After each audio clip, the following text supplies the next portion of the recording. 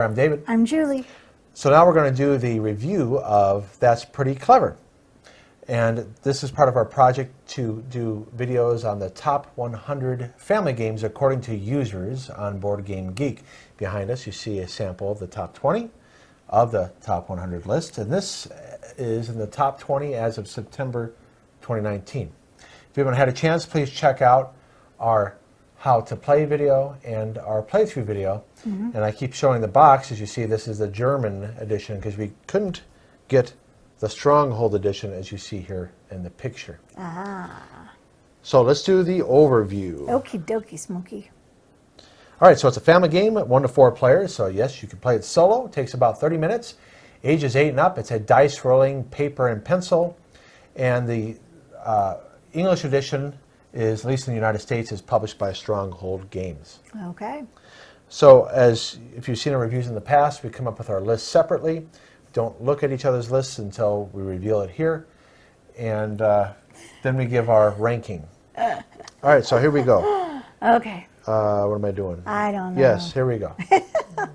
Okay, as you all may or may not know, I am a huge dice fanatic, so this game is right up my alley. I love the dice. I love the feel of them. I love how they roll. It's just so much fun. What I like too about this is you get to make some interesting decisions, and sometimes they could come back and bite you in the butt, like mine did earlier if you watch our playthrough. But it's still fun because you get to kind of think of what you want to do. Obviously with dice, there's a lot of luck involved, so that could be a good thing or a bad thing. It can be a little challenging to learn. It took us a little bit to figure out how to do it, but once we got it, piece of cake. Well, in fact, we had to download the English translation rules from Board Game Geek. I don't know what the Stronghold rules are like. Now, I do appreciate the person who translated it, but without the examples, I made it a little hard. It was hard to learn. Yeah.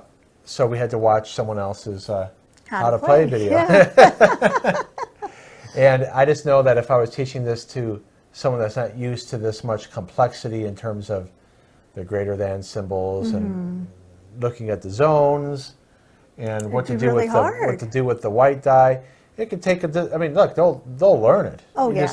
Some people though might get frustrated trying to remember all the different decisions. So there's a little bit of complexity that you just can't play this game with a newbie. No.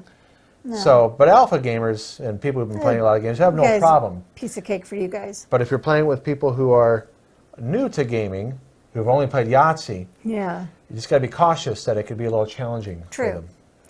And last but not least, my negative is I do find that there is some analysis paralysis, especially with this guy. What are you talking about? If you watched a playthrough, you were thinking hard longer than I was. That's all right.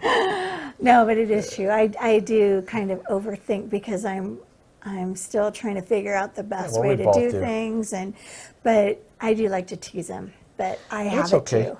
No, it does happen. It does. Especially towards the end when you're trying to maximize things and do chain reactions. So yeah, this game does lend itself to that. I agree. Yeah, that's why I put it down. But it's tolerable for. I think it's tolerable. But you made it a negative. I get a little fussy. Yeah. All right, so here we go. My reasons. It has fun, meaningful decisions. So I like the idea that the mechanics of if you whatever die you choose, that the ones that are less than that will have to be removed. And so you saw me experimenting in the playthrough of just taking higher dice and just going for it with. And as it turned out, it worked in your benefit. Right, because I think that you have to do that sometimes. I'm starting to figure out. I think you're right. I'm okay with the luck mitigation. With a dice game, at least you get re-rolls and you get +1 dice. And with the chain reactions, compare that to Yahtzee where you don't have any luck mitigation. You just roll and that's it. Yeah, that's true. Okay. That's true. So it does have educational mathematics connections, so this would definitely be something I would use in the classroom, probably in small groups, definitely with pull-out, gifted and talented. Sure. In a club, we could have tournaments. Oh, yeah. There's a lot of math going on here, especially when it comes to the addition and looking at an odds and statistics and things like that. So this is definitely would be on my list over other games to use in the classroom. Sure. So as we already mentioned, can be difficult to teach and learn. And again, I don't know what the stronghold rules are. Maybe we would have had an easier time if we weren't reading a translated rules. Because maybe there would have been pictures and stuff to show us how to Right. do stuff. And then downtime with more players. So I'm concerned, we've only played this with 2 players. Right. What would it be like with 4 players? I think it would take forever. It might take longer than I would like. So that's why I'm neutral on that. I don't know. I'm leery of that. I predict that it might be too long for it to be tolerable. I think it would be, because just with the 2 of us, it's okay, but there gets to be a point where it's kind of like, all right, come on, that's when the analysis paralysis is, and like, come on, hurry up, I want to roll the dice. I want to make my decision. Let's go, chop, chop. But you would play less rounds. That's true. You would play less rounds. True. But would you be sitting there going, do, do, do, I think do, you do? would be, because you'd be thinking, okay, I want to do this, and then someone would steal it We're from you, we're- and then we're predicting that it would be. We don't know for sure. we'll have to so, try and let you guys know. So we don't know yet. No, But we don't. Maybe you down in the comments you can let us know if that's the case. Yeah, for them. please please comment and let us know if you've done it with more than just 2 players. Okay, so now we're going to give you our ranking using the 1 through 10 ranking system on Board Game Geek. Okay.